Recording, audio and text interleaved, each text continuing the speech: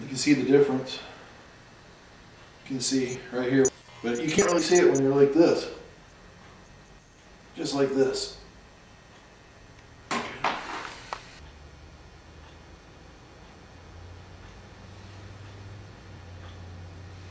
Ready?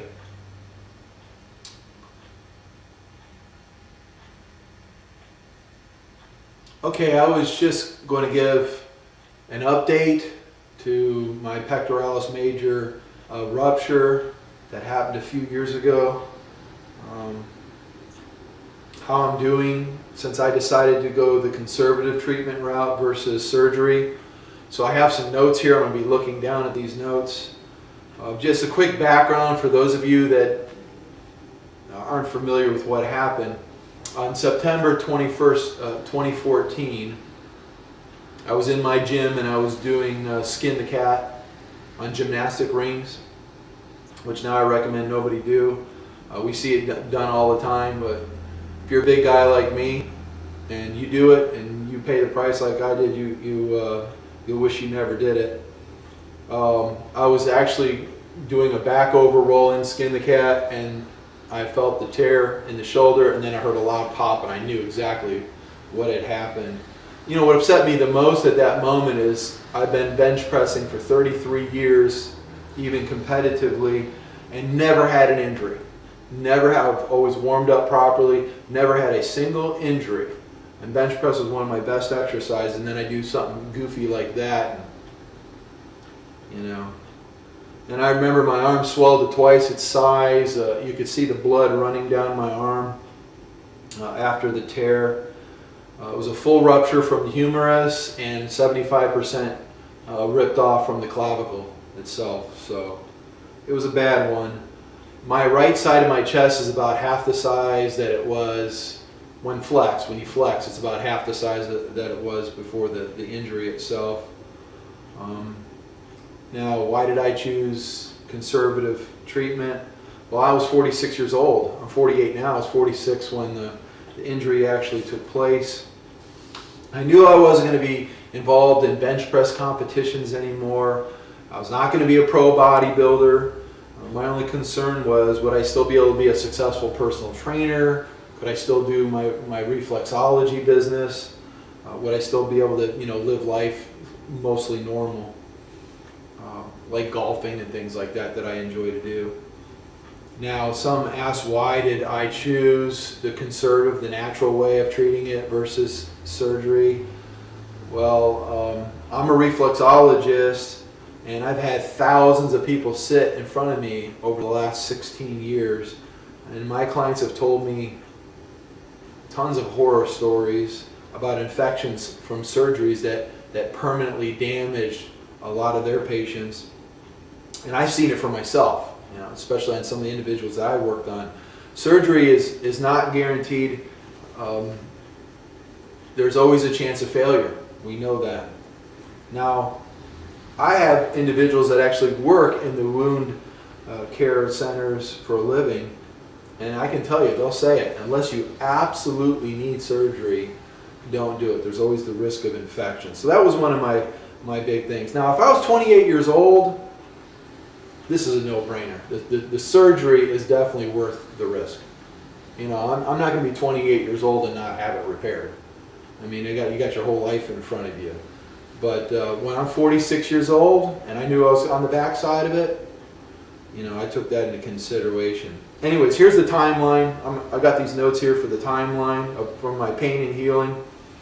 But there's a lot of positive that I want you to gain from this. So if you're considering not getting surgery, here's some of the positive things too. Now, I ain't gonna lie, the first 2 nights were extremely painful. I actually tied a rope around my arm and my body so that this arm would not move, and I only could sleep on my left side because the pain was excruciating.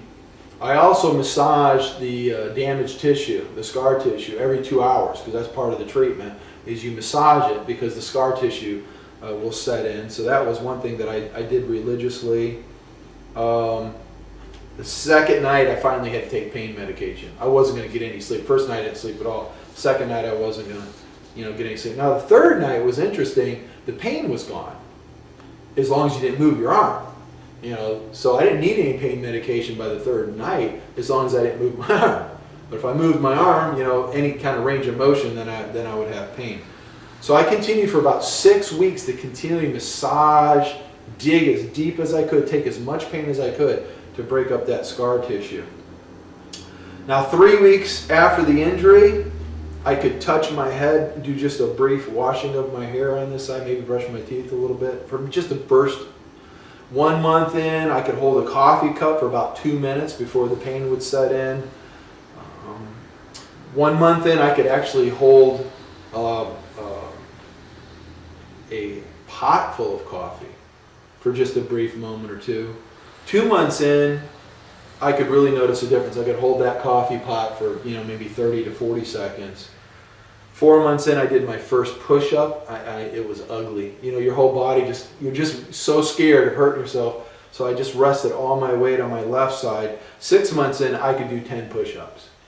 And that was conservative. I didn't want to injure myself. You get so nervous. You're just scared to death of hurting yourself even further. But as the months progressed, I just got stronger and stronger and stronger. However, my bench days are over. The only way I could bench press and not strain the chest was to use my triceps and my bicep, right? So I have to have close grip. Not completely close grip, but I would have my hands here. Instead of having my hands out here for like you would for competition, my hands were here. And then I would just use more of my triceps to do the press so I could take my chest out. The wider I would go in the bench press, the more I could feel strain on the bicep tendon where it joined the anterior deltoid, or the medial tricep head where it came into the shoulder or into the elbow there.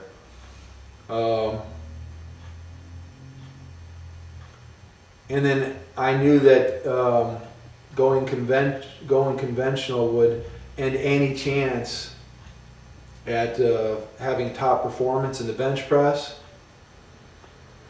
So dummy me tries to see just how much strength I could gain in my bench press post-injury. So I knew I shouldn't have done it, but I couldn't help myself. So within 6 months of benching twice a week, I was able to get my bench back up to 275 pounds versus 415 to 450 just prior to the accident itself.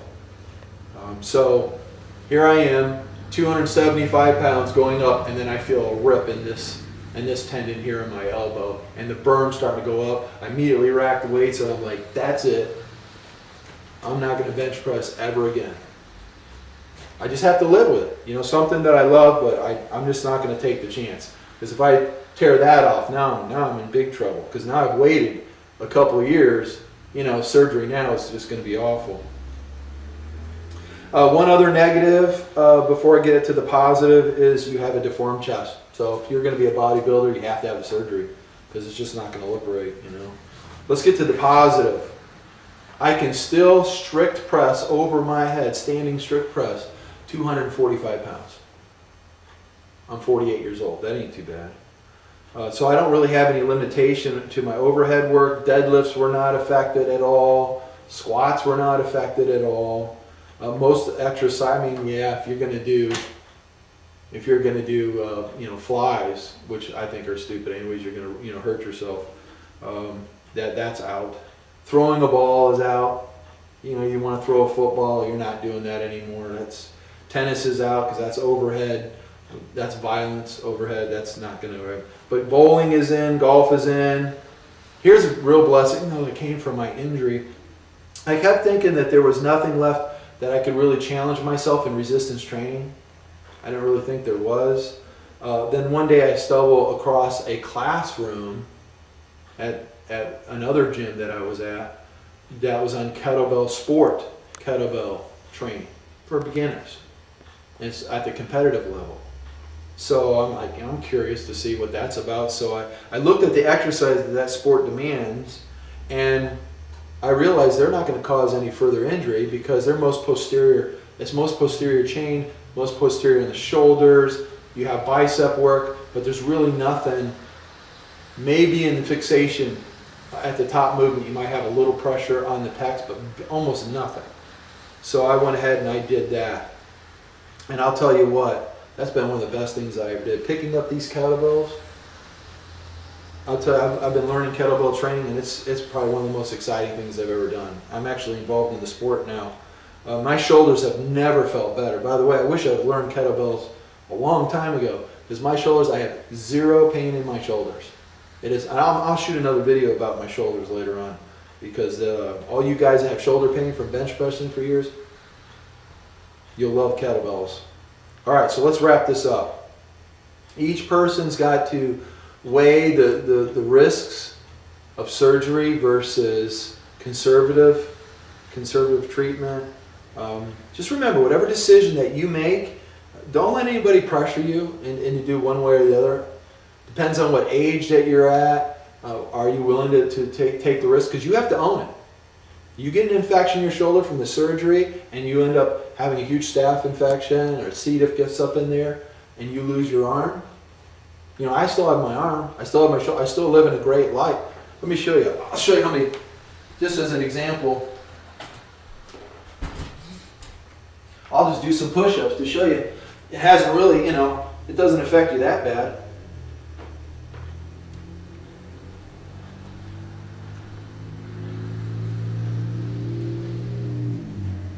There's 10 right there, you know, and I can pick up, here's a 70-pound kettlebell right here, right? You just press it right on up. Okay, so there's really no effect on the upper movements. It's just, you can't put your hands wide and you can't throw. Okay? Can't, you know. If you do decide to have surgery, you got about a 72-hour window, by the way. When I talk to doctors, 72 hours is the best chance of, you know, recuperation with all your range of motion. Each day that you wait past that, kind of lessens your success. I think maybe a week or two at the tops, but I don't think I'd even chance that. But whatever you decide, just remember, if you go along with what I'm doing, you're just going to have to re-challenge yourself with new ways of working out and training. Anyways, I hope this helped. We'll see you.